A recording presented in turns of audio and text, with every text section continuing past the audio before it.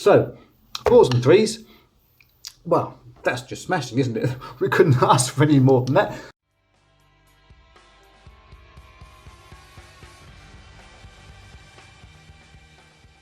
This is Axis and Allies Europe 1999 edition, I believe it is, on the 2 or Less channel. We are playing one of the little, not very hidden gem, but one of the gems of the system. One of the games that I do not have any house rules for, because I think the game works so well and is so interesting.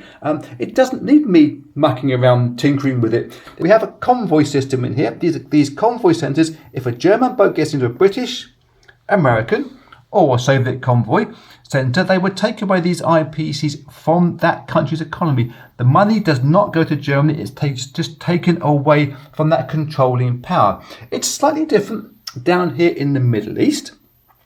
In these places here, these oil fields down here, though there are Brits in here, it doesn't actually matter who's controlling it if they're allied. If Germany get into here, they will start taking IPCs away, and it's kept note of on this separate Middle East tracker. What will happen is the money that's been taken away by Germany will not come from the bank in terms of IPCs going to Germany. It will come from one of the actual allied economies, and it'll be decided by mutual consent as to which of the allied economies pays these IPC values to Germany. So Germany's interest in grabbing these convoy centres and grabbing these oil fields, whether they come through the Med or come up through the Caucasus, if they can, is paramount to them. There's also little rules with this one where anti-aircraft will hit anything or try to hit anything that flies over a territory. And there's a 12 IPC bonus given to the starting players, in 12 for the Germans to do what they want, and 12 to the Allied to be split however they want. So that's a very rough outline of how this game is played. You probably know this game as well as I do. Let's get ourselves going. But before we get going, may I mention that I make these videos in aid of a charity called Cure Parkinson's. You can guess what they're trying to do. There is a link to them below this video, one in the About section on the channel page. If you happen to have a spare dollar, euro, yen, yak, or the Middle East oil fields you could send to them, I am sure that they'd appreciate it. Now, we're going to be playing this game with every dice roll brought to you, and I hope most of the movements, if not actually shown to you directly then, but explained as we go along with some of my thinking or lack of it. It's going to be a long series, chunked out into several sections. So put your feet up, sit back and enjoy it, and I will see you when we get ready for the first bit of German action on turn number 1. Okay, we're about to get ready for the German turn. Before we do that, we do the pre-game bonus money. Germany got 12 IPCs, spent it on a aircraft, a fighter plane, together with some infantry, artillery, submarine and cruiser, giving themselves 2 change from their 52 IPCs starting amount. The bonus 12 for the Allied, it was decided to give it all to the Brits, figuring they're going to get mashed in the Atlantic Ocean. At least with extra 12 IPCs, it give them a chance to buy maybe a destroyer or get some submarines underway themselves, try to defend the waters and these convoy zones.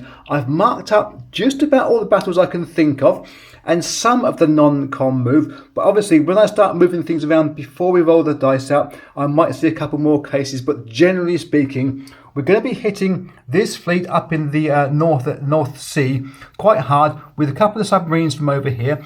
This submarine, we could take the 4 IPCs from the Soviet economy. These 2 are going to run through via this convoy route and take out, or try and take out, these British over here off of Canada. Similarly, subs going to come mid-Atlantic through this convoy zone and take out these units in here, along with 2 subs from the Bay of Biscay. But down in the Med, the Germans want to be quite strong before they start loading units across into North Africa. So we've got 2 submarines here coming from the Azores and South Atlantic into the Gibraltar Sea zone, along with a fighter that's come down from this eastern part of France here, or western France, should we say. This fleet, we're going to be moving non-com down in Central Med, along with these units around here, going to come in and going to load some units across from Italy and start building up a force in Libya before they try to attack. There's going to be some attacking as well against the Soviet Union, coming into Bessarabia, Eastern Poland and Baltic states in fairly reasonable numbers, but the rest of the units will be sweeping through afterwards to try and fill in the gaps before they build up to a big push into Ukraine and Bessarabia and possibly Leningrad on turn number 2. We'll see how it all rolls out. Let me move all the units now finally into place, and then I shall see you for the first dice rolls of Germany, probably versus someone in the North Sea. Germany have got 1 bomber rolling in at 4 and 3 fighters rolling in at 3s, plus a couple of subs in the end, should we need them, and I'm pretty sure they should. Brits are defending with a battleship, a destroyer and a transport, because transport do get to defend in this game. They get to roll a 1 in defence, and they can be taken as a casualty at any point in time. So, Germany's attack is pretty good. They've got 2 hits down there. 2 of their fighters have scored hits. We can take 1 off of the battleship, a capital ship, and 1 off the transport, moved to the casualty strip there. And a couple of submarines now can roll in. What can they do? They can both miss. So, in reply, Brits have got 1 battleship at 4 and a destroyer at 3. And they've got 1 hit. They scored 1 hit from the battleship. In case I don't mention it before, I tend to use the black dice as the highest register every time. I say it on all my videos, and sometimes I forget to say it as well. And we've also got 1 roll from the transport, which has already gone under at a 1, and that doesn't score a hit. So that is completely sunk, and the German submarine is gone from there. Round number 2 of the battle, because, yeah, for sure Germany are going to follow up with this. They got their bomber at 4 and 3 fighters at 3, plus the sub in the end should they need it, and that's a much better hit. Look at that, beautiful. That is 4 hits out of 4 shots. This goes under, glug, glug, glug. So does that, glug, glug, glug. But they get to fire back in reply. They have got the battleship firing at 4 and the destroyer firing at 3 to end this battle. And 1 hit there from the battleship on the submarine again, I would think. Now this is a quandary actually, because as I've said to you about this game, we want to be taking as many points as we can off of the Allied forces with their convoy zones. But a fighter is an expensive loss, but we have got 1 queued up from our purchasing. I'm actually going to, slightly controversially, I think we're going to lose 1 of these fighters and keep hold of the submarine so it can start roaming around and doing more economic damage. We think that's going to pay off. If I'm wrong, sue me. I'll see you for the next battle. The next battle we're going to have is from the Davis Strait. We have a destroyer and a transport ship versus 2 German submarines. Slightly harder for the Germans this one, because the submarines are attacking at 2s, and the aircraft carrier, I'm getting you worms all wrong. The destroyer is defending at 3, plus the transport defending at 1. Let's see how this rolls out. Couple of German subs going in at first at 2s. What can they do? They can score a hit. Nice. So, I think probably the best thing, transport, sorry. There's poor merchant seamen. They're up against it these days. We've got the 1 destroyer at 3 and the transport at 1. There are no cruisers in this game. It's one of those early versions that don't have it, and they've both scored hits. Wow, nice. If you're a Brit, that is. Not nice if you're 2 German submarines going under. Wow, that was over quickly. Let me look at the next battle, which is probably going to be the one off of the east coast down here, the Celtic Sea. And I should put that 1 destroyer back up here in the Davis Strait. 1 second. This is the battle for Celtic Sea. We got 3 German submarines, the Wolfpack in full cry, and they've scored 2 hits out of that. Why have we got a red dice? That shouldn't have been in there. I should have had black dice, but that's what happened. So there's 2 hits been done. Take them off the merchant seamen. Poor merchant seamen. They're getting themselves pummeled this time round. There is a destroyer defending at 3 and 2 transport ships defending at 1s. What can happen? They can all miss. That's a terrible roll for the Brits. Oh my god. Yeah, that's bad. That's really bad. Those two go off of there, and now the wolf pack, well, they're hungry, aren't they? They're hungry for the fight here.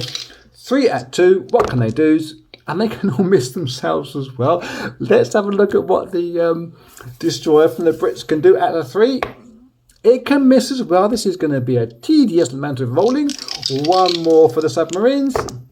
Now they score hits. Ba-doom, ba-doom, ba-doom. 2 torpedoes into the side of HMS, whatever it is in there. And we're going to roll him in at 3s in defence. And he gets a hit finally. Wow, that's pretty bad for the Brits. Just that one submarine has gone down. That destroyer went down. Yeah, those 2 submarines will go back into the Celtic Sea. And, well, while the loss from Davis Straits was a little bit worse than Germany wanted, that has, I think, more than made up for it with these 2 submarines going back into the Celtic Sea. Yes, the Brits can load through and grab these 5 IPCs back from here, but it's going to be slightly harder to control all the sea zones. Next battle will be these 2 fighters, these 2 submarines plus the fighter versus this one British port in the Strait of Gibraltar. 1 second.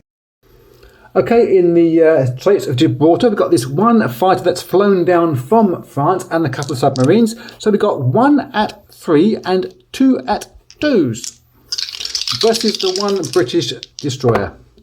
And the 1 at 3 is hit. Destroyer is going to go down this time. It will have a reply roll at 3 on its own. What can it do? It can miss as well. So Germany are up at the moment. I think the next one we get onto the board will be a land battle. Probably one of the pushes into eastern Poland, I think. Okay, this is the battle for eastern Poland. We've got a fighter at 3 and 2 tanks at 3. So we have different colours because why not indeed? What can heavy hitters do straight away? They can score just the 1 hit from the fighter. So one of those Soviet infantry is lost. And now there's 4 German ground units going in all at once. And they can all miss. That's not good as a start for Germany. But 4 Russian troops, stout and hardy, all defending at 2s and scoring just 1 themselves. So that 3 becomes a 2. Stick that down there. Round 2 of the battles. Come on, Germany. I'm sure you can do better than that. 1 fighter, 2 tanks, all at 3s. And they've scored 2 more hits now. So 1 from the fighter, 1 from the tank. That takes 2 more off of there. And there was 3 German infantry left from there. And they've scored the last hit required. So from that previous second round battle, there's 3 rolls in defence from the Soviets. What can they do? All at 2s. And they can all miss as well. Germany are having a bit of a good time right now. Get it back on the board and I will see you probably in the Baltic States battle. This is the battle for the Baltic States. Germany can muster 2 tanks which they've rolled in, coming all the way through from Germany itself via Poland into the Baltic States. They're going to roll in at 3s. They've got 2 infantry artillery combination to go in at 2s, and there'll be 2 ground infantry on their own after that. So 3s and 2s. What can they do? They can score just the 1 hit from that tank. So 1 comes off of that Soviet Union infantry there. And there's now 2 German infantry on their own at 1s. And they can score a hit. The ground infantry are going well this time round. So Soviets 3 at 2 in defence. Didn't do well last time. Done pretty well this time. 2 hits out of 3. That's okay. So 2 Germans go from there. We move the chips because I don't get myself confused like last time. And we have got the German tank at 3, German tank at 3, and 2 at 2 infantry artillery combination now matching up. The 1 roll should be enough to finish off the Soviets there in Baltic States. And it's not. It's a terrible roll. Okay, 1 Soviet infantry unit all on his own, quaking in his boots. And missing as well. He was too busy quaking. Let's roll those Germans again. Same number of dice as beforehand. And finally get a hit. but only from the infantry unit again, or infantry artillery combination. But he's now gone, lost and gone, and the Soviet soldier on his own at a 2. He misses as well. Pretty poor show by the Soviet infantry then again. So they go back into Baltic states. Next battle would be the one for, is it Bessarabia? Yeah, Bessarabia. 1 second. The Battle for Bessarabia. Germany have a tank which attacks at 3, infantry artillery defending at 2, and there'll be another couple of infantry after that. Notice that the Soviets have got this armour.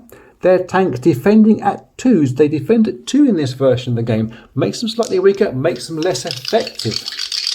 So, 3s and 2s, and the tank has missed, but one of the infantry artillery combinations has scored a hit, so they're going to lose that one defending troop first, plus 2 at 1 for the other 2 infantry for the Germans at 1s, and missing this time round. 2 at 2 in defence from the Soviets, 1 for the armour. We give the armour the black dice and the infantry the red dice. Why not indeed? And the armour has scored a hit, so that's 1 of these German infantry goes along with that Soviet infantry. And we go to round 2 of the battle. The tank goes in at 3s and infantry artillery goes in at 2s, plus 1 dice at the end should we need it. We don't need it. The tank has scored a hit. That tank has gone down. It defends at a 2 itself. What can it do? It can score a hit. Okay.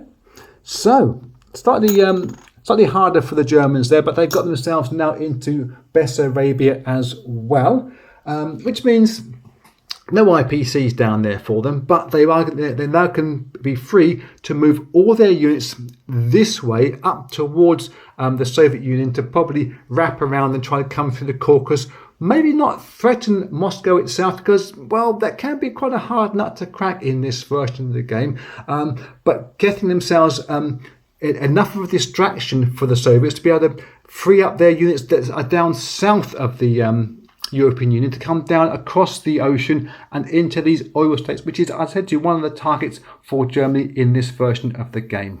Let me tidy things up and I'll see you in a sec. Okay, this is the state of Germany after they've finished their non-com moves and put down their reinforcements. They've been collecting 42 IPCs this turn from picking up a couple of IPCs from the Russian borders there. And they've been moving themselves virtually, well, just towards Russia, a little bit down south into North Africa quite strongly now. The Brits are going to have a bit of a job to hold these lot back, I think. And the success of the German fleet, well, they managed to put this submarine and this destroyer into Danish Sea.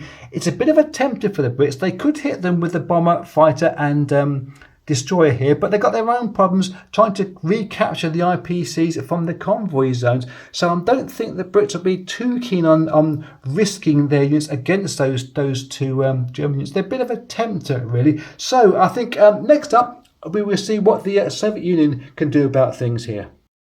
The Soviet Union purchases on turn number 1, utterly predictable, 8 infantry. What are they going to do? They're going to try to hold on to Moscow, because all Germany need to do is to take Moscow and hold it until their turn and Germany wins the game. They're not going to do a sea line and try and take the UK. Not going to go across the Atlantic and try and get the United States. It's not going to happen. So Moscow must try and defend itself with plenty of infantry. They are, however, going to be doing a couple of attacks.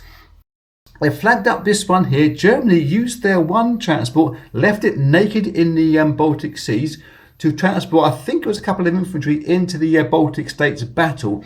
It's now done its job. It's now going to be wiped out by these 2 pieces of Soviet air wing. They're also going to take their 1 submarine up here in the White Sea, through the Barents and into this 1 convoy zone. Reason being, it's going to be a 2 against 2 battle in terms of the dice rolling numbers are concerned. It's one that you have to take on, really, because Soviets are losing 4 infantry per turn just for doing that. And yes, the Germans can come back in and reinforce that zone, or take that zone back off of them, provided they're not tied up with more work in the Atlantic Ocean. But every time that the Soviets are losing 4 IPCs, that's 1 whole man or 1 artillery unit that they can't purchase and get onto the board. If they try to buy some more shipping up here, and they're moving in a couple of turns later on. But by that time, they've telegraphed the idea like a pole, and that would then encourage Germany to just defend that to the hilt, and take away whatever the Soviets can purchase. So it's a good move to make. Submarine will go into here, 2 steps, 1, 2, and will attack the German submarine. And we'll have this battle here, air wing overly powerful versus this one transport ship. Let's get this up on the board. It's right in front of us, ready to rock and roll. Balance the camera. We have the Russian bomber at a 4 and the fighter at a 3, just trying to hit that one transport ship that can defend a 1, and they've just smashed it with 2 hits. Splinters of wood and metal reeking in the oceans. It doesn't do anything even apply, so that one German transport ship comes away from here. And that was the 2 versus 2 battle up there in that one convoy zone. We will have a roll at 2 for the Soviets and a roll at 2 in defence. That's how submarines work in this game. For Germany, red for Ruskies, black for Germany. 2 versus 2, what can they do? And the Soviets have succeeded. They have knocked out that submarine without losing their own ship themselves. So that means German sub goes glug, glug, glug. 4 IPCs go back onto the economy. 1, 2, 3, 4. Back up to 22 now for the Soviets.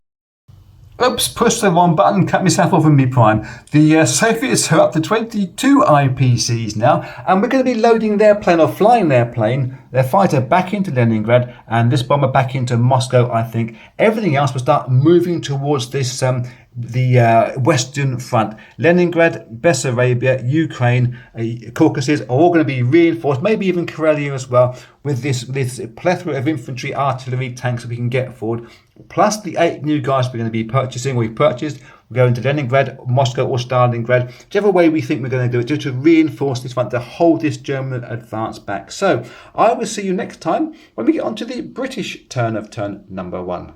Okay, we are on with the Brits in turn number 1. They bought themselves 3 destroyers here, 12, 24, 36 IPCs. Can't usually afford to do that, but they have got that 12 IPC bonus which they've saved up from that pre-game purchase thingy-majiggy. They could have spent it beforehand and placed an extra destroyer or something on the board, but the idea was to see what happens before they commit themselves. Same as Germany, they bought that fighter pre-turn, but didn't commit that to the board, wanted to wait and see. I think it's a fairly reasonable policy. Oh, what I was going to mention was I didn't mistake that battle here up in the Soviet convoy zone. Yes, I know attacking submarines in this game can get a surprise strike, but not the defending submarine. But I like to roll 2 dice together, and I would have rock and rolled it should the Germany have scored the hit as well as the Soviets. But ignore all that. What we've got here for the Brits now is their attack. They are going to be attacking with this bomber and with these 2 fighters into the Celtic Sea. This destroyer has come from the English Channel to help them out. You can spot the submarines. They won't get a surprise strike because the destroyer is there. And this destroyer is coming down through Davis Strait via this season to destroy the 5 IPCs, end up in the Halifax Sea. Anything else that happen for the Brits will be non-com. We'll be moving perhaps this plane from Malta into Egypt and bringing some units down later on at the end of this battle. Let's get the battles on the board first though. This is the one in the Celtic Sea. We have 1 bomber rolling in at 4 and 2 fighters going in at 3, and the destroyer will go at 3 in a minute. Should we need it? 1 second. Quick cough. So 4s and 3s. Well, that's just smashing, isn't it? We couldn't ask for any more than that. We're just taking the 2 submarines out. The submarines cannot hit the air, but they may be able to hit that 1 destroyer that's in there. So they get shots at 2, and they have hit the destroyer. So the destroyer for the Brits goes out of here. The 2 submarines have been absolutely smashed out of the water. And nothing else happens on this board apart from some non-com moves. So I will see you on the American turn. Likely just to be some purchases and some movements. We'll see what happens. Okay, tidying up after the end of the British turn, they've taken these 2 planes that were in the Celtic Sea battle, flown them down 2, 3 into Gibraltar, and they're going to land there. There's slightly at risk. There's no ground units to support them, but I don't think Germany are going to come down from Central Europe and attack them there. But the Brits are now in a position to start coming across and either helping out defending the oil fields with some help from the Soviets coming through, or attacking this German fleet here. We see how that plays out in turn numbers 2, turn number 3, depending on how strong anybody wants to be. What's that doing down there? The Americans have bought themselves 3 destroyers, same as the Brits, plus an artillery unit. They want to get the Atlantic Ocean safe for a crossing, safe against these wolf packs that have been roaming around and causing such devastation in this first turn. The Brits did suffer quite badly with that this game, and so to get a good safe route across to the UK, which these are going to be the pioneers. They're coming across in the American turn, will land into Britain.